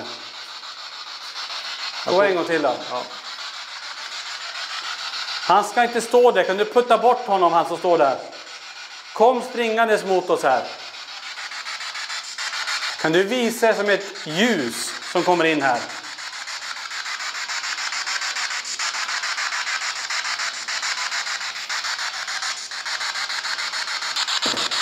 Shit, även om det är vinden så är det fruktansvärt obehagligt. Det är precis som när man tänker så här, okej, gör det då. Så får jag det på kommando. Så jag behöver inte, alltså man tänker det va. Jag tycker då tar vi oss och går vidare upp. Till det rummet först. Det rummet, ja just det, dit måste vi få inte missa det. Jesus Christ. Jag vet inte, det är helt jävla vimmelkant.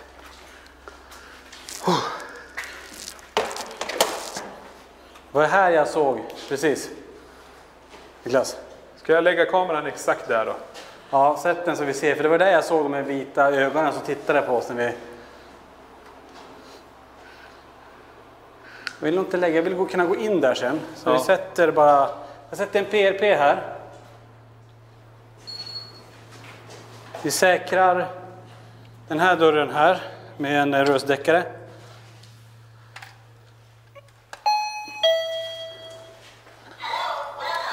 Det vi gör också, vi lägger den här 360-kärnan mitt i rummet så om det är något som går runt och så här. Så nu är den aktiverad. Så det är så om någonting kommer in... Det var något som kastades i det rummet. Någonting ramlar. Om det är någon där inne, kan du springa in till oss här? Alltså vad är det här? Ja, det är häftigt för det är så mycket som händer. Men jag tänkte precis förklara hur den här funkar. Att om någonting nu kommer in innanför här så kommer det som ni ser blinka till med rött och det blir en vit punkt att någonting har ställt sig framför den. Man måste vara ganska nära för att det ska ske. Ja. Sen kommer den hänga kvar en liten stund, sen kommer den släppa. Hör du det? Ja, något som... Vi går inte in Men dit. vi hörde lite grann sånt där innan i en vecka. Kommer du ihåg när vi gick tillbaka hit? Det var ju det här rummet. Ja.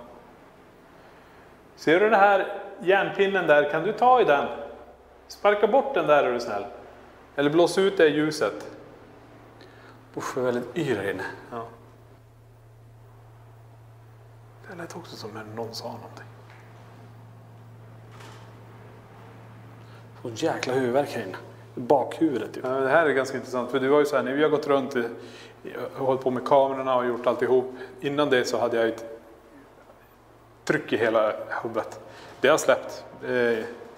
Det är lugnt som fasiken. Men här, när jag skulle gå upp här, det gick inte gå upp för trappen. Så Johan frågade vad jag håller på med. Jag stod så och jag bara faller mer och mer. Till slut så är jag på väg över räcket. Det känns som att någonting tryckte åt sidan. Nej, alltså trycker runt omkring. Jag kunde inte orientera mig. Alltså, jag skulle bara gå upp för den här trappan. Så jag tycker vi gör. Jag kör spiritboxen. Ja. Se om det är något som kommer igenom här. Smäller inifrån igen. Bra, fortsätt. Men jag vill gärna att ni kommer ut hit. Och så kör du obviously också. Ja.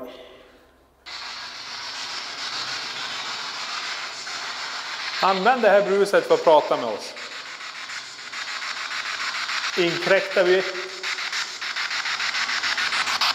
Jesus. Var? Vad är det? Det var ju något som rörde sig där inne. Åh, men det var ljust. Ljust? Ja, herrejävla. Så undrar om våran kamera kan ha tagit det. Någonting rör sig så.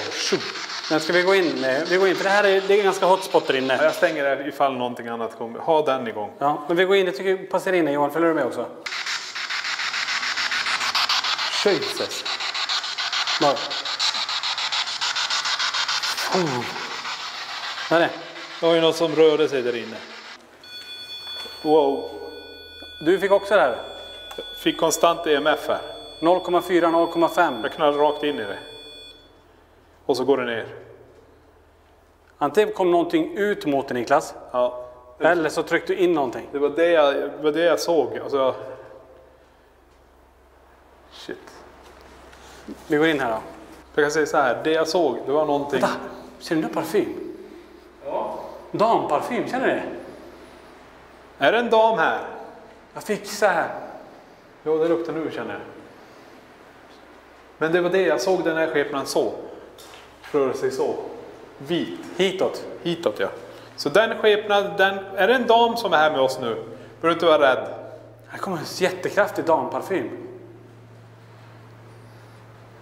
Vad häftigt. Det där, alltså, vi har ju varit här nu. Jag kände inte den doften när vi var här. Nej. Damen, hon är kvar här. Är det en dam som är här så ta gärna i den här pinnen en gång till. Se, det är samma ställe jag skulle gå in i.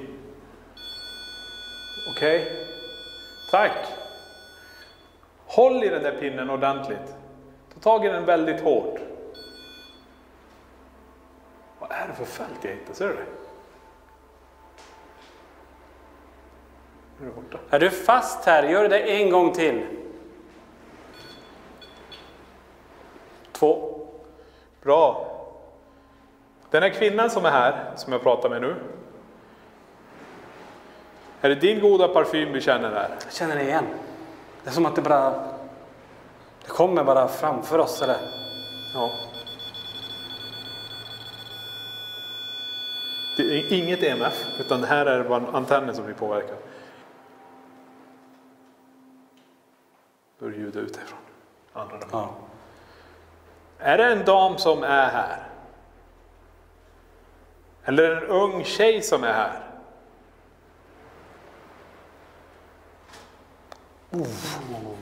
Hör du det ljudet? Ja. Vi går ut igen här. Ja. Jag låter den här vara kvar här inne. Så jag blir så jävla yr när jag går in i det här rummet. Det bara snurrar i huvudet här. Den här kvinnan som vi känner parfymen av, eller är det en ung tjej? Är det en liten flicka? Kan du ta i det där ljuset som är där inne? Kan du ta i den där järnpinnen? Vi har ju en rörelsedeckare till. Ska vi rikta in den där? Då gör det. Det är ingenting att vara rädd för.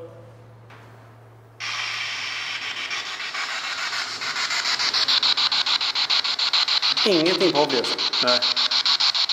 Den kvinnan eller unga tjejen vi känner parfymen av kan ju också vara en man visserligen.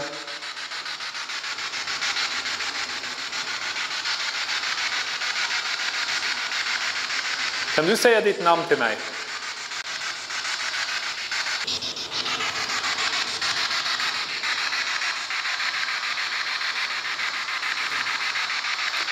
Tänk att det lugna ner sig lite här. Ja, Jag tänker vi tar nu och går upp en våning här. Nej, det här tröjdragningen som jag var med om här utanför är helt sjukt. Alltså jag står ändå här och tröjan, nu är det den går det så rätt ut så. Här finns ingen som kan dra i en tröja. Nu har det på min högersida. Men var det som du var med om lockgruvan när byxorna drogs upp? Ja, fast det kändes ännu tydligare denna gången. Som från sidan att de drog... Tröjan rätt ut. Inte att de ville att du skulle flytta på det utan de ville dra bak dig. Tröjan rätt ut. Coolt. Ja, riktigt. Ja, får se om det fortsätter då när vi går en våning upp nu då. Ja, precis. Då tog vi oss en våning till upp här och det här är ju den stora salen och gästrummen egentligen. Ja. Och här är halva golvet i trä och halva är ju i sten. Och jag tänker att jag pressar ut lite grejer runt om, alltså lite verktyg. Och även K2-mätare. Jag ska prova göra en liten cirkel. Jag ska gå och hämta K2-mätare. Men det är ju härifrån vi trodde stenen. Vi har ju varit ner 2 våningar. Och här hör vi och där är trapporna. Och det är ju den här trappen här så de har sett skepnader. Ja. Så vi får se vad som dyker upp här. Men jag tänkte vi bygger en cirkel av K2-mätare då. Ja, så går jag och hämtar det. Men jag går och placerar ut lite grejer så länge då.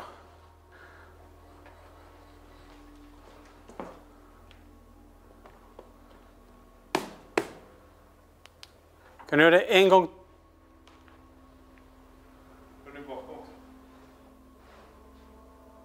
Kan du göra det en gång till du som är vid det här fönstret? Är det någon kvinna som går i de här salarna? Många har ju sett just de så här gamla 1700-talsklänningar som sveper omkring runt här i borgen. Okej? Sitter du där vid fönstret? Nu är det väldigt starkt, Niklas här. Sitter du och tittar ut genom fönstret där?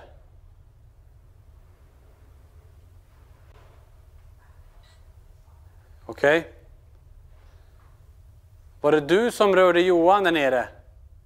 Stod han i vägen när du sprang upp hit?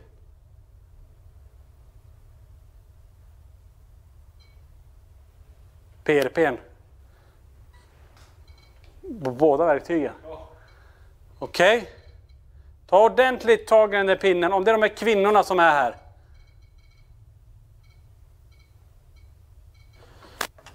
Lys upp alla lampor. Ta tag i den där metallpinnen där.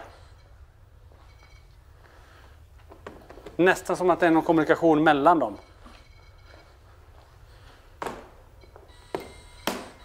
Tack så mycket där.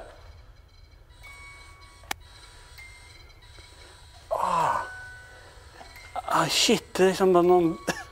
Vet du vad det kändes som? Nej. Som om någon jäkla bet mig i tån. Som så här... Vet du vad jag kommer att tänka på? Det är jäkla hunden de pratar om här.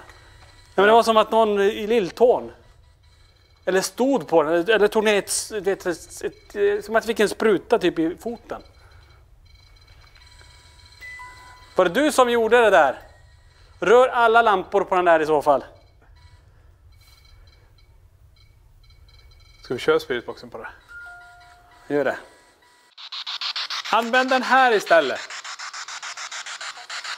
Kommer. Ja, barn. Det här är barn. Kan du säga ditt namn till mig? Ja, nu. Första gången. Bra, använd det här. Vet du vad? Ska jag prova stänga den här nu så får den komma till den här istället. Ja. Använd bruset nu och prata. Vem är du? Vem är du? Så jävla krångligt. Jag är här och hälsar på. Jag heter Niklas. och du hör det bruset, då kan jag höra dig. Kan du säga ditt namn till mig?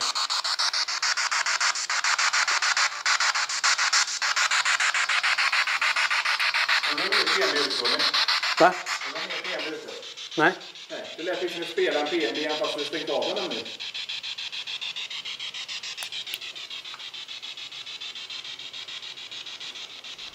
Jag har ingen mer PNB här.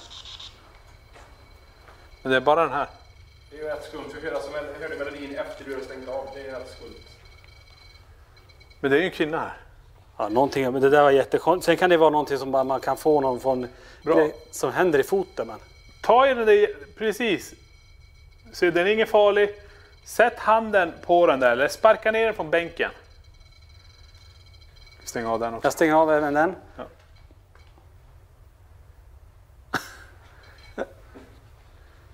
Vi kommer stänga av den nu, eller så backar du från den bara. Så vi ska köra den här istället. Jag vill att du kommer hit och pratar med mig. Om du förstår mig, kan du röra vid den en gång till då? Bra, så backar du. Backa från den.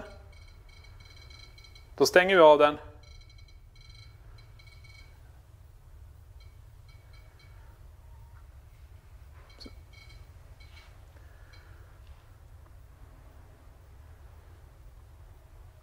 Då gör jag så att jag startar den här. Då kan du prata med mig och säga ditt namn. Försvinn, en man. Försvinn. Ja. Vem är den här mannen jag pratar med? Vad heter du?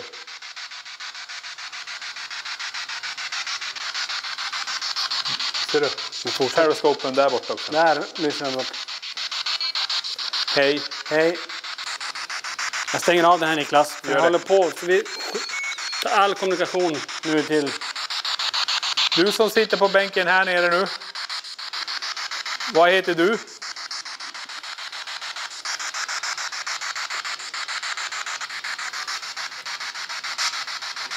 Det var en tjej igen. Funderar om det är samma tjej som hoppar runt här. Ja. När du går mot mig här nu. Spring förbi den här och säg ditt namn.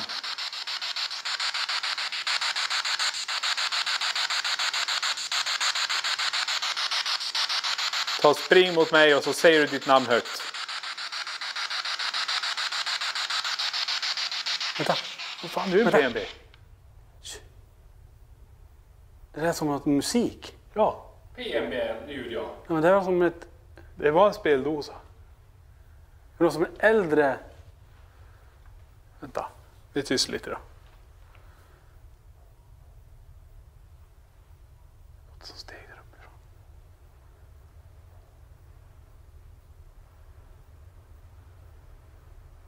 Och det är klockan Periscope.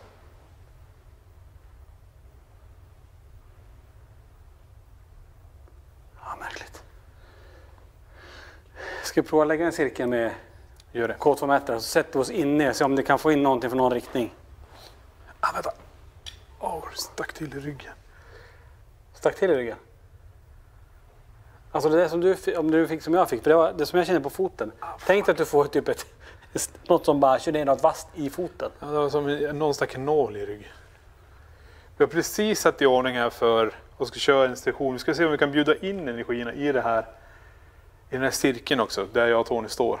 Och det här är det runt nu massa K2-mätare som då känner av EMF-fält. Och det finns ju en teori som sagt att andra sidan skulle kunna påverka eller generera ett fält runt de här så att de är kännbara och mätbara. Och mätbara. Det smäller, det har sig. Vi får se. Vi har kommunikation också. Vi har en Ovlius och du har PRP i mitten också. Jag kommer lägga en PRP framför oss här. Har vi någon här som vill kommunicera med oss?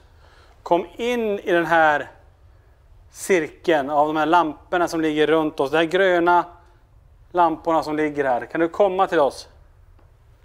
Så ser vi var du är på väg i så fall. Om du kan få någon av de här där borta. Periscopen istället.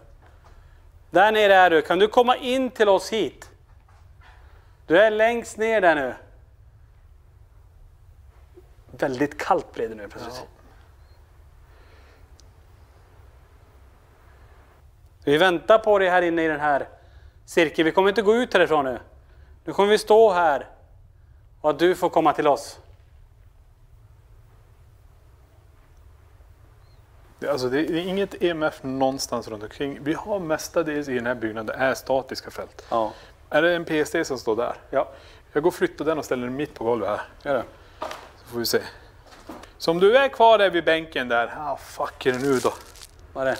Det är en jävla nyp i nacken. Det är bra, ni får beröra oss. Ni får göra precis vad ni vill. För vi är här nu. Det är ingen annan som har gjort det här som vi gör nu. Alla de här instrumenten, de här grejerna som lyser, det är ingenting som är farligt. Ni får fullt... Jag bjuder in er allihopa som är i den här borgen. Jag bjuder in er allihop som finns här. Någon sa haha. Va? Va? Haha, hörde jag bara.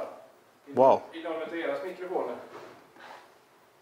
Han sa det, jag ställer den här, ni får göra vad ni vill. Haha. Lät det som barn, kvinna, man? Man. Okej. Okej, bra. Du kan kommunicera via det här också. Sätt igång en avljus. Kan du springa där uppe då? Ghost. Ser ni det? Ja. Och så grönt där nere. Wow, tack. Warrior, Ghost Warrior. Ghost, bra, är du här nu? Ja, det är häftigt ändå. Ghost Warrior along. Out, curse. Antingen vill att vi ska gå ut eller att den själv går ut, jag vet inte. Ser du det här? Om jag kommer mot dig. Du kan försöka slå ner den här från min arm.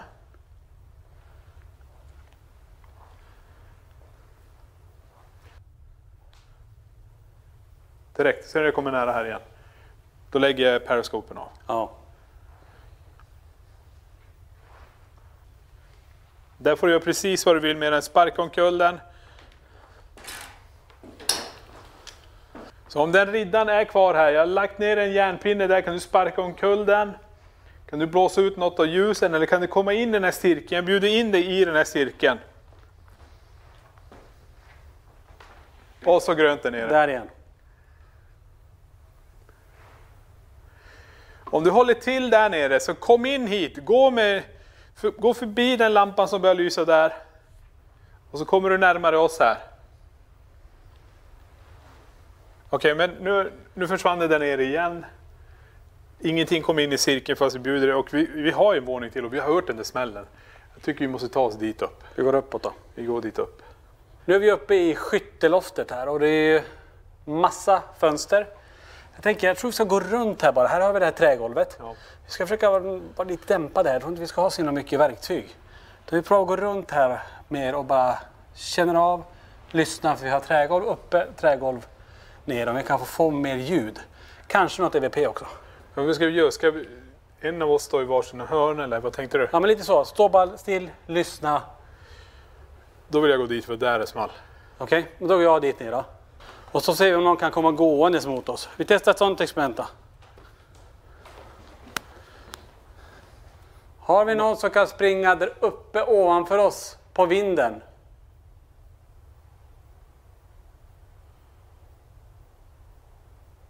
Väldigt lugnt, inga steg. Jag ska prova att gå runt lite här va.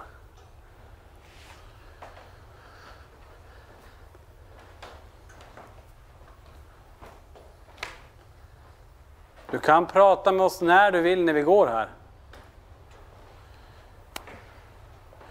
Jag tänker vi efter. Vi har haft grejerna och fått utslag på alla andra våningar. Nu tar vi inte fram dem för nu vill vi få direkt respons. Vi vill höra rösten, vi vill höra stenen, vi vill höra stegen.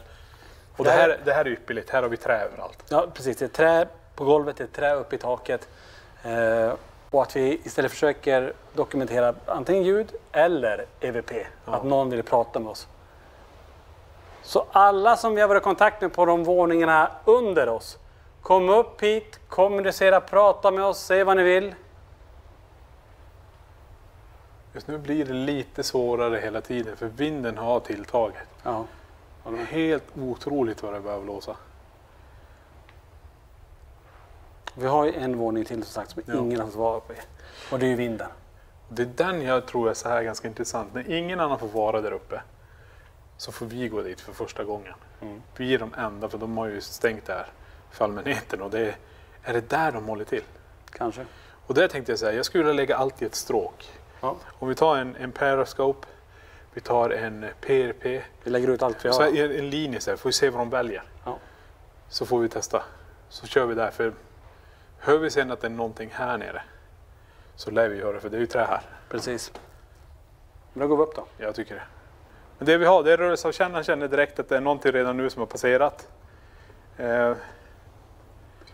Vi har en PRP som håller precis framför mina fötter. Vi har en, vad har du där Tony? Spirit Vibes, vi har PMB, vi har rörelsedäckare, vi har fluxen, vi har en tempscope, eller en periscope, vi har PRP och en till PSD där borta. En linje alltihopa, som du ser Johan, rak linje hela vägen här. Så har vi någon här som, den här är jättestarkt här nu.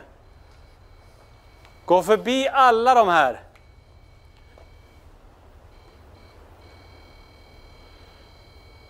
Här uppe har ingen fått vara. Vi är här. Och de enda som har fått tillträde och komma upp hit. Vill att vi ska gå ner, så gå upp till flera av de här grejerna som ligger på golvet. Bara PRP:n här. För jag har den här. Jag vill testa den här. Och se om man kan röra vid den. Ta den här istället. Kan du göra samma sak.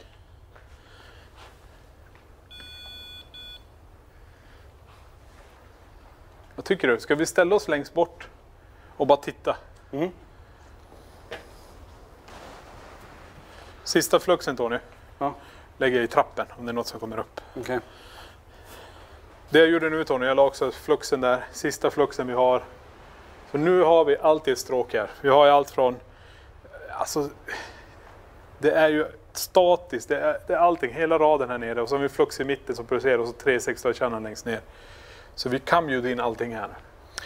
Så om flickan här med den blåa medeltida klänningen, kan du komma upp hit? Den här spökhunden som många pratar om. Kan det djuret komma upp hit? Vi har en riddaren som är omkring här. Vi har de här gestalterna som folk ser. Den som eventuellt avslutar sitt liv genom hängning en våning nere. Kan du komma hit? Kan du gå fram till vartannat Där. ljus? Där. Statiskt i mitten. Statiskt igen. Kan du komma mot oss?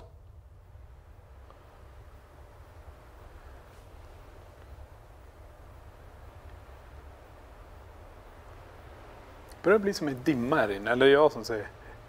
Längst ner känns som en dimma. Visst är det som en dimma där nere. Hur ser det ut för dig Johan på kameran? Det ser ut som en dimma som...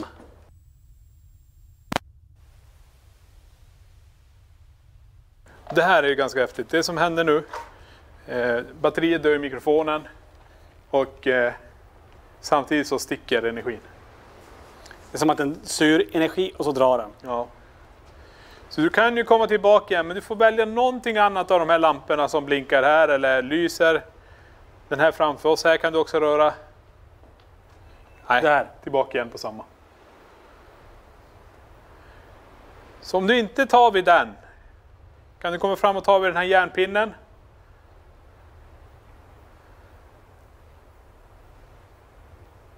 Det är rätt som ljud där nere.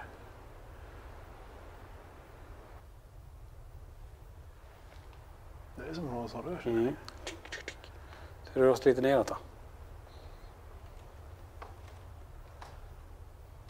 Så de energierna som är här nere som gör ljud hela tiden. Kan ni stampa en gång till i golvet? Känner ni hela golvet skakar? Ja. Så in i helsike, då ska vi stå stilla alla tre. Kan du göra det en gång till? Det känns ganska lugnt ändå. Några enstaka grejer. Ja. Sista chansen här nu. Vi är här för erans skull. Vi är här för att dokumentera det. Rörelse där nere. Precis när jag sa sista chansen så indikerar det på lampan där nere. Fick vi rörelse där nere. Tack för det. Så är det någon sista kraftansträngning. Nu har vi varit med i väldigt, väldigt många timmar. Är det någonting mer ni vill säga, ni vill göra? Jag tar en spiritbox. Och jag kör en avgör samtidigt. Ja. This, sa han bara. Det. Vad sa du? This.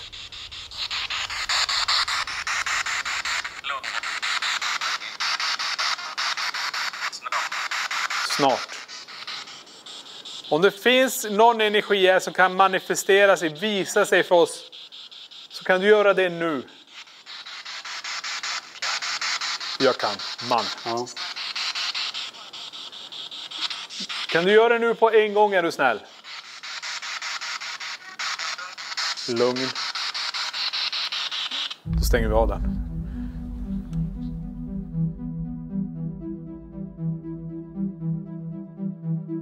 Det är en ära att fått möjligheten att som första utredningsteam få tillgång att utreda denna anrika byggnad som vi fått så mycket tips om, nämligen Glimmingehus i Skåne.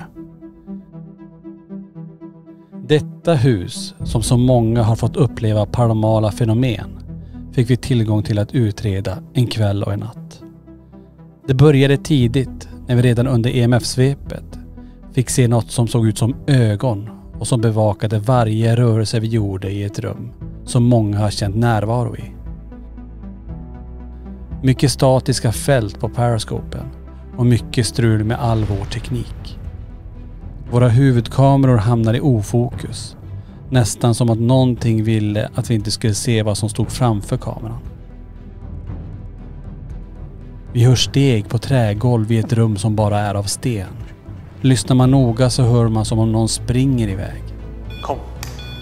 Det där var någon som gick här ute. Att tillägga är att vi har låst den ingång som fanns med en balk så att inga obehöriga hade möjlighet att ta sig in. Vi fick många personliga upplevelser. Till exempel så fick Niklas se ett ljus i en av dörröppningarna. Det som också sticker ut är den beröring som Johan får på sidan av ryggen. Nästan som om någonting ville putta bort honom för att han stod i vägen. Är det någonting vi tar med från denna fantastiska byggnad så är det alla upplevelser som vi fått inskickat till oss om Glimmingehus och alla fenomen som händer. Vi kan på denna korta tid bekräfta att vi fått ta del av vissa av dem. Vad är det för kraft som bevakar och skyddar den gamla borgen? Är det energiminnen som fortfarande ekar innanför borgens väggar? Eller är det själar som av någon anledning inte fått ro? Oavsett anledning så behåller Glimmingehus sin position som en av Skånes mest hemsökta byggnad.